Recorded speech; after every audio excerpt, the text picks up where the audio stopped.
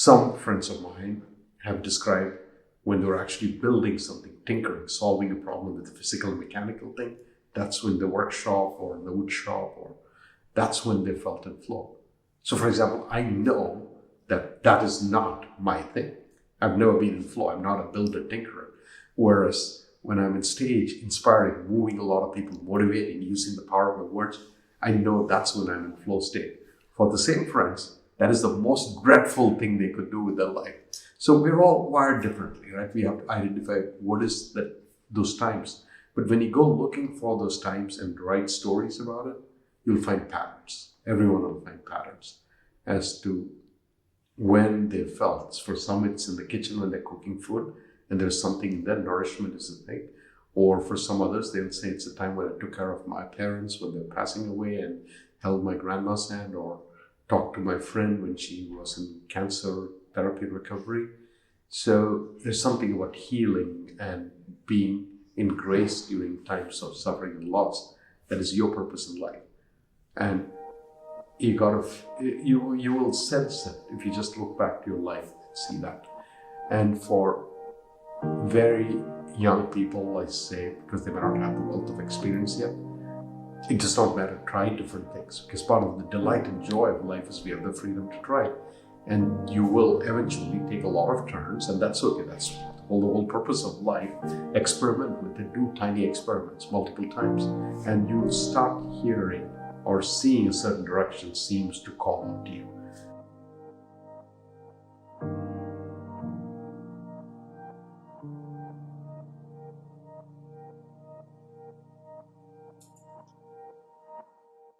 Hi, my name is Zenka Caro, and I'm founder of LightNet.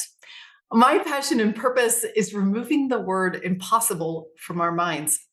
I am here today with Gopi Kallayil. He is business strategist for AI at Google, and he's an international speaker that travels the world to highlight how we can use technology to improve our society and the outcome of our future. He is author of the book Happy Human and The Internet to the Internet, and he is champion of mindfulness and meditative practices there at Google and beyond. Enjoy the interview. I would like to answer it in two ways, almost like two purposes. In a professional sense, I have defined my purpose as using my two core professional training and skills, the world of technology, the world of business, how the two of them can come together, using technology and business for greater good. And by greater good, I mean increase the quality of life on the planet for everyone, reduce suffering, help everyone find their purpose and joy. On a personal spiritual level, given my roots in India, I think of my primary purpose in life as self-actualization or self-realization, as Indian spirituality would call it. Getting to a state of nirvana is what the Sanskrit word would be. But in a more secular, globally accessible sense, I would think of it as getting to your highest potential possible, the reason that you were put on this planet, and then help others achieve the same as well. Because we're all fellow pilgrims. So not just do it for yourself, do it along with others and help others as well. And in the process, get to a state of happiness, joy, and ultimately bliss. Primary purpose of life is that self-realization. And one of the words for it is yoga, which comes from the Sanskrit word yug, to join, where the individual self rejoins or reconnects to the universal consciousness. And it's not even, you don't have to rejoin. It's not like you ever got separated. You're always connected to that source, universal consciousness, Brahman, as they would say in Sanskrit.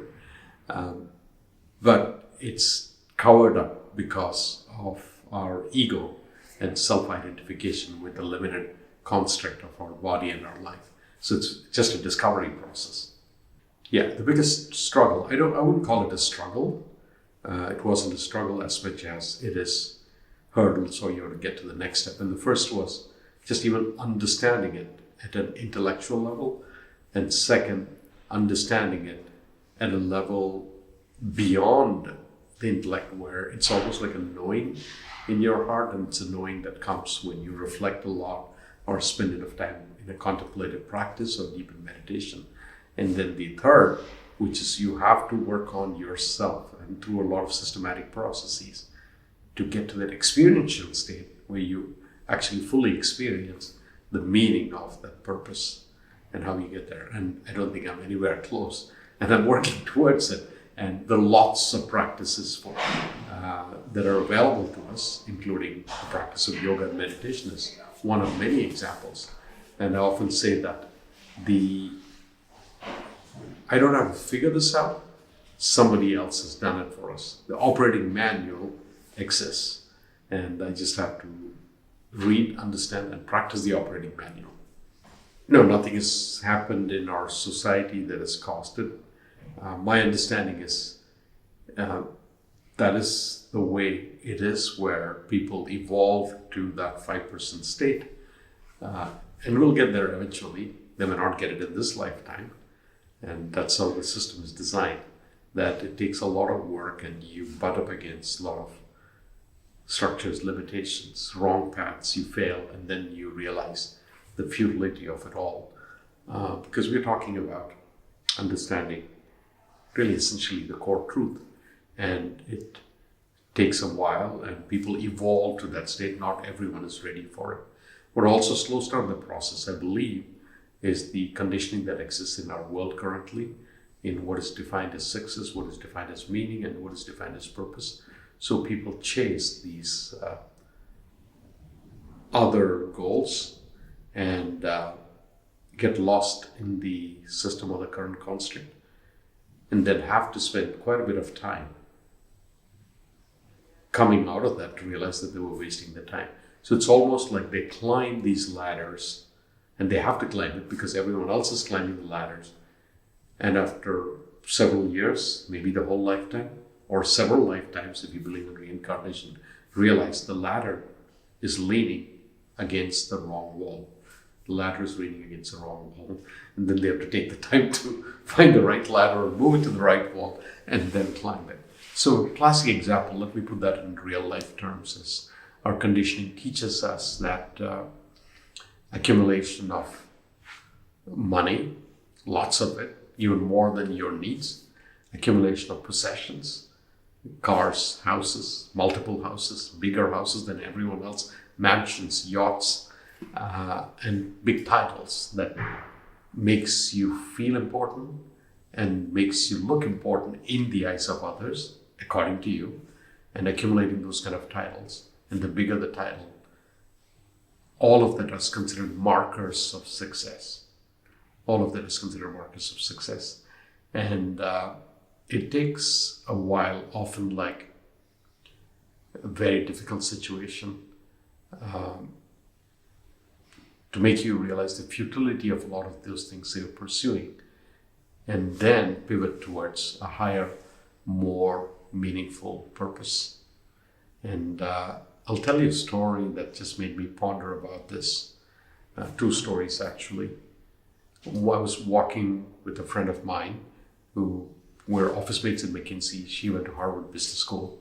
And we were talking with another one of our classmates who was also at Harvard Business School, who was with us at McKinsey. And he had, at that time, had a successful out as a venture capital with one of the tech firms that he had invested in, and that resulted in what we believe was a very big win for him personally.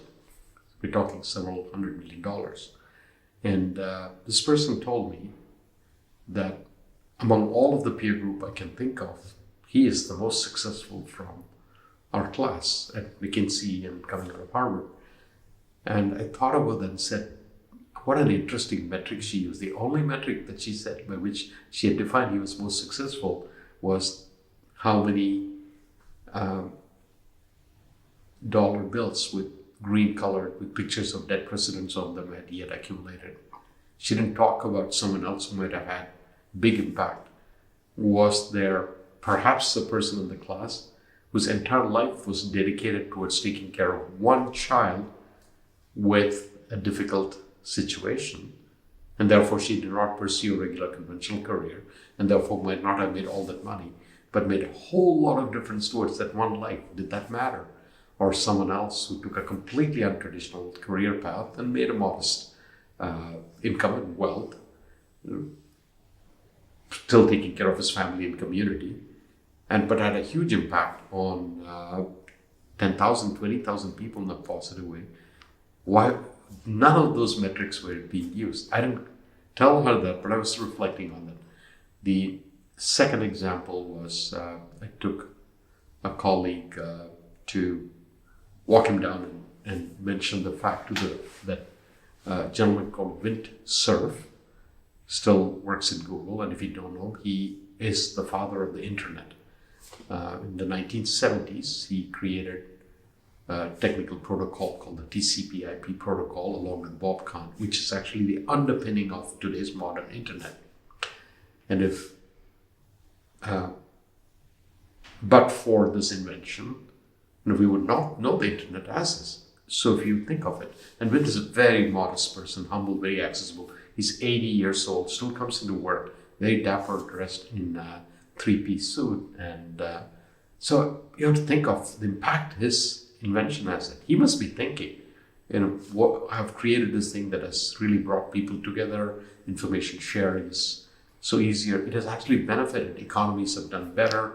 There's been value creation. People's lives have been lifted up. His impact is tremendous. And that whole technology, if I'm not mistaken, has just been freely given away. The whole world gets to use it. It's been open source and gifted away because it is partly developed using government funding under the DARPA Act back then, which was created to develop the internet. So my colleague was in awe of this thing. I said, this woman sits and is very accessible, etc. And the first question he was asked is, how much is he worth? How much money did he make out of this? And I told him probably not a whole lot. I mean, it was a decent amount. I don't know. It's never talked about. I don't think that's a metric by which he thinks of his life and impact. He's reflecting and talking to his family about how it has created a societal good. And I was explaining to my colleague that people use a variety of different metrics. And again, the amount of dollar bills collected is not the only measure of success. But going back to your question as to why not many people we get lost in these kind of constructs. And the more you get lost in the wrong path, you're not going to go towards what should be truly meaningful purpose for all of us on this planet. So you're asking me about how should people go about finding their purpose? Mm-hmm. There are several methods out there, and I advocate to people. One of them is the ikigai method, ikigai being the Japanese word for finding your true purpose in life. And you find your ikigai at the intersection of 4 circles, and the 4 circles mean do what you truly love. 2, do what you're good at. 3, do what there is a demand for. And 4, do what the world will pay for if you need economic sustenance. But you may not need it, and therefore you may not even take that into consideration. So an example of putting that kind of framework, what I love doing is to speak. Spoken word is my power tool. That's my self-expression. That's my art form. So giving talks on complex topics like what I did yesterday on AI and demystifying it, I enjoy doing it. I am good at it. I'm world class. I've been 5-time semi-finalist at the World Championship of Public Speaking. So I actively work on that skill to develop it so that I can actually pass on ideas to other people. There is a demand in the world. My company uses me to go talk to the world about AI and demystify it to business leaders of our clients. And there is economic sustenance that I have that comes from it. So that's one way by which you could, in a systematic way, find your purpose by answering these questions.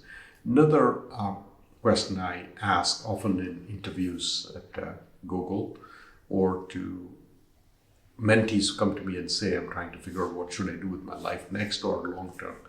I say start with a blank sheet of paper, digitally or on physical paper, and imagine that some higher authority, power, whatever it is in your construct, comes to you and says, Zanka, you've done an amazing job, you've led an incredible life, you picked up all these skills and talents, resources, and just tell us, what is it that you want to do with your life? What is it that you want to that most appeal to you? And imagine there are no constraints. Whatever financial other resources will somehow appear or be given to you, and that you will not fail. Okay? You step on, you go on towards this direction, you will have, you're guaranteed success, you're guaranteed all the resources that you need. What would you do? And most people struggle with coming up with an answer. But I say, don't give up, just keep doing, even if it takes 2-3 takes, however crude the initial ideas may. Because what you write down is your soul's true calling and your purpose, what it's trying to do. So that's another method by which you can do. A third thing that I ask people to do is to go back and look at their life. The times when they were doing something, when they were in full flow, they were completely lost and immersed in it. And they felt they could do this endlessly. They felt a state of joy. It could be a project. And identified multiple times when that happened. And some friends of mine have described when they were actually building something, tinkering, solving a problem with a physical and mechanical thing, that's when the workshop or the wood shop, or that's when they felt in flow. So for example, I know that that is not my thing. I've never been in flow. I'm not a builder, tinkerer. Whereas when I'm on stage, inspiring, moving a lot of people, motivating, using the power of my words, I know that's when I'm in flow state. For the same friends, that is the most dreadful thing they could do with their life. So we're all wired differently, right? We have to identify what is that those times. But when you go looking for those times and write stories about it, you'll find patterns. Everyone will find patterns as to when they felt. For some, it's in the kitchen when they're cooking food, and there's something in that nourishment is a thing. Or for some others, they'll say it's a time when I took care of my parents when they're passing away and held my grandma's hand, or talked to my friend when she was in cancer therapy recovery. So there's something about healing and being in grace during times of suffering and loss that is your purpose in life. And you will sense it if you just look back to your life and see that. And for very young people, I say, because they may not have the wealth of experience yet, it does not matter. Try different things, because part of the delight and joy of life is we have the freedom to try. And you will eventually take a lot of turns, and that's okay. That's the whole purpose of life. Experiment with it. Do tiny experiments multiple times, and you'll start hearing or seeing a certain direction seems to call out to you.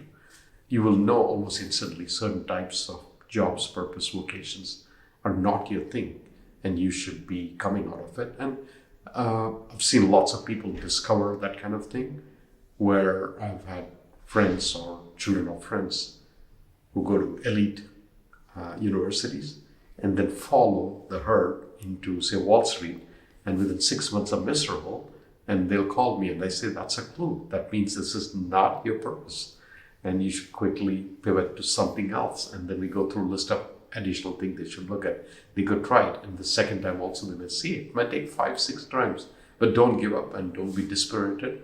You're not failing, you're actually succeeding. At least you know the things you should be doing, and it should not have an appeal for you. And the final method I tell people is to actually sit in meditation. And if you're not a meditator, just do it in nature. Walk in nature with a small pad and a pencil in your pocket, and walk slowly. Take in everything you see around you in nature. Don't be listening to electronics, and walk for an hour, 45 minutes, just asking the question, what is my purpose in life? And don't force an answer. Don't try to analytically think. Just put the question out there and just be in nature. Be as you walk through deep forest or along a big water or mountains, large formations of nature I've seen works the best. Your mind calms down. Your central nervous system goes into a different kind of flow state. You settle down, And then after you walk for half an hour, 45 minutes, just leaving the question there, not trying to work too hard, go sit on a bench or a log facing a valley or looking at the ocean, the waves come by. And as you sit there, the answer slowly starts drifting in. And you'll only hear it as a faint whisper. It's not like a big booming voice from the sky. You'll hear this faint. So it'll really quieten down to even catch the whisper. And you may not even get it the first time you try, and you may be disappointed and call me and say, Gopi, this did not work. And I'd say, go back and walk in the forest again, or sit in meditation. And somewhere during that meditation process, and not necessarily the first day if you have regular meditation practice, somewhere you have that flash of light coming. And I've had it multiple times. I don't have a very clear formula, like on day 6 at the 56th minute, that's when you'll get. No, but somewhere along the way, always that answer seems to come when you're unexpected. It really just kind of simmers. But I feel that it's sitting there somewhere inside, and it is just waiting to be unlocked. So I want to tell you a story about that last process of when you go into stillness, how your mind works differently and the creative process unfolds. I decided to do the Vipassana meditation, the formal 10-day sit, 14 hours of meditation a day. My brother had done it before me, and he told me that it's a struggle the first 2-3 days as you try to sit there. By about day 4 or so, he says the mind does go still. It's remarkable how quiet it can become. And then you will get into this incredible state of creativity, thinking, and joy. And he also said, don't try to chase it. You may get it, and then after you come back, you may never have that experience for a long time or never, but don't chase it. If you have it, if you're lucky enough, enjoy it for the moment. And exactly as he said, first 4 days were a struggle. Your mind goes around all of the things that were long forgotten. Something that they said years ago that caused an upset in you, and the people you had been in love with and or long left your life, and the people you wished you had loved, and all sorts of things come up. It's incredible the amount of stuff that is stored in the mind that comes up in a deep meditation state. But after day 4 or so, by day 5, my mind started quieting down and went into a state of stillness, when it was very present. And for the first time, I understood the meaning of what some of these mystics had talked about, being fully present. And when I stepped out into the garden of the meditation center, this is in Oregon, and it was early morning, 4:30 or so, I could see everything in the garden, every dewdrop, every leaf, every flower, and level of sparkle and color that I had never witnessed before, because I was so distracted. I could walk through gardens, and if you ask me what flowers did you see, I would often say nothing. I did not notice a single thing, or while eating food. Here, every sensory filter was open, and I was present to actually experience it. It was a miraculous, magical process.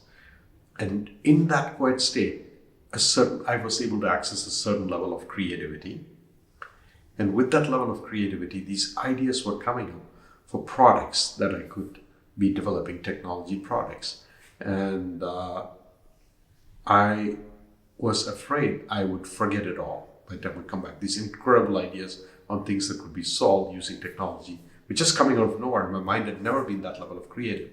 The problem was at Vipassana, you don't have pen or pencil to write things down, because they take everything away. There's no books.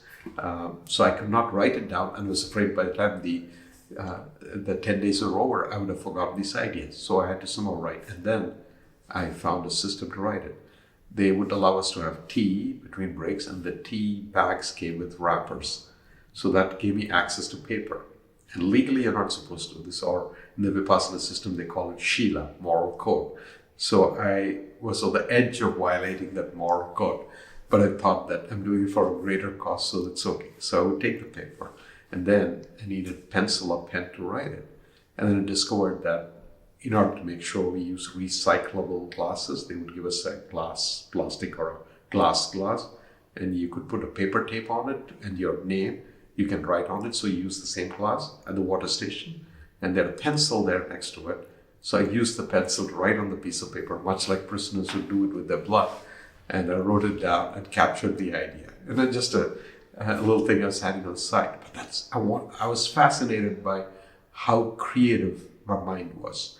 And that same level of creativity is available to you in that stillness when you ask a deep question like, what is my true purpose in life? Believe, and I have to say this very carefully because, so the question you asked me is what impact I've had on others in living my purpose.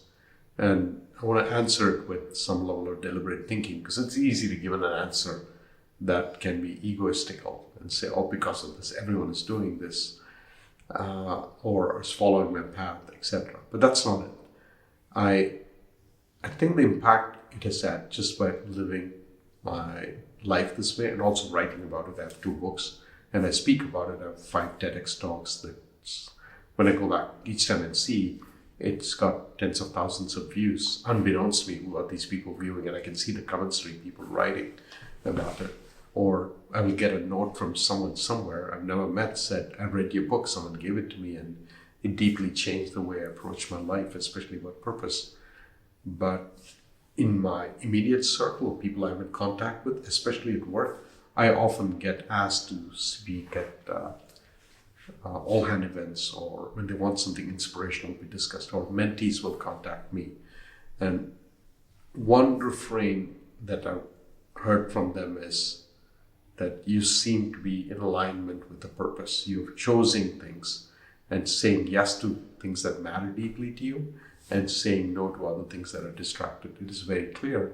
And therefore, you seem to always manifest a certain level of excellence, joy, and purpose in your work.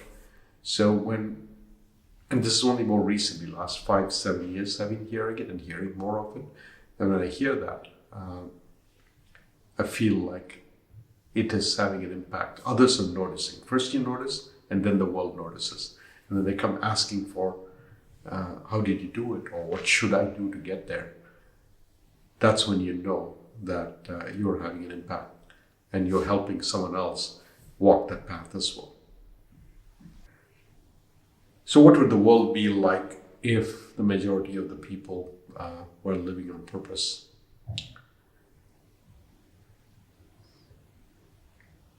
It would be an amazing world, provided everyone chooses a purpose that is in alignment with everyone else.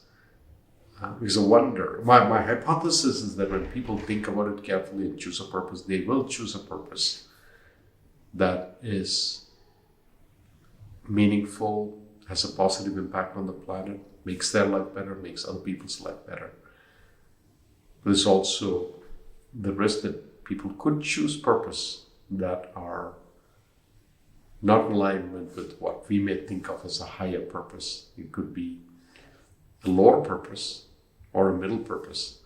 And so I wonder about that also, because I think everyone on the planet must think that they have a purpose, or at least a lot of people. The person chasing a power position in politics, or a person trying to accumulate wealth in the financial industry, a belief is pursuing a sense, at least not a purpose, at least let's call it a goal. And here, in the context of purpose, I think you are talking of a higher purpose, however we define as higher. So if everyone chooses a higher purpose, it would be fantastic. One thing that will immediately change is violence would stop. Because it's pointless. When you live a higher purpose life, you realize the futility of violence. So we would have an end to a lot of conflict.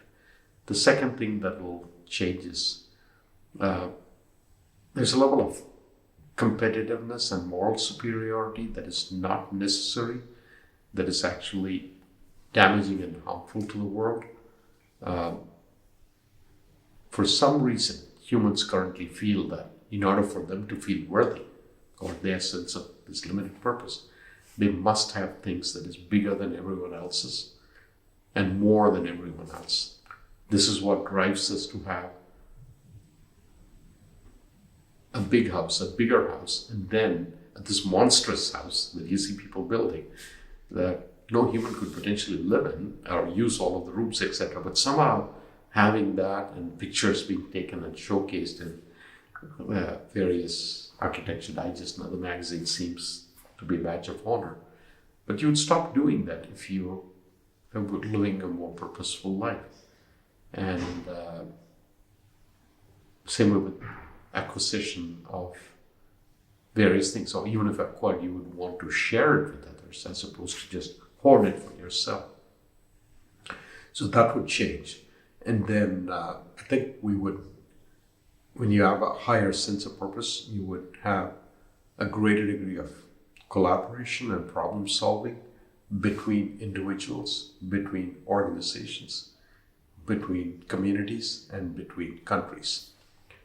And there again, if you look at some of the trade situations that are going on between big powers like the US and China, for example, there is a competitiveness that is there that's actually taking a toll and hurts everyone. Tariffs go up, and there's a lot of friction that is introduced artificially in the economic and trade system. But if you had a sense of purpose, saying we are collectively trying to increase life for everyone on this planet, then that kind of madness would stop, and we would not see differences. So in the process, the fundamental problem that creates lots of other downstream problems is a sense of separation that we have. A sense of separation that exists in our world, in our society, in that you look at someone and say he or she, you're from another country, another culture, another color, another belief system, another political group, whatever it is, we otherize everyone else except for a small group that we associate with. And then we build in all of these barriers once we otherize the other. And if you have a higher sense of purpose, we would stop doing that. And that when we would realize the oneness with all of consciousness, then that's when the whole world would be the super conscious nirvana state. That'll be beautiful. Are you looking to begin your life of passion and purpose? We are waiting for you with our groups of 8 to 12. These loving teams are formed to look over our success data to find the fastest and funnest and most direct way for you to find your purpose and calling in life. To find out more, go to holomovement.net/purpose.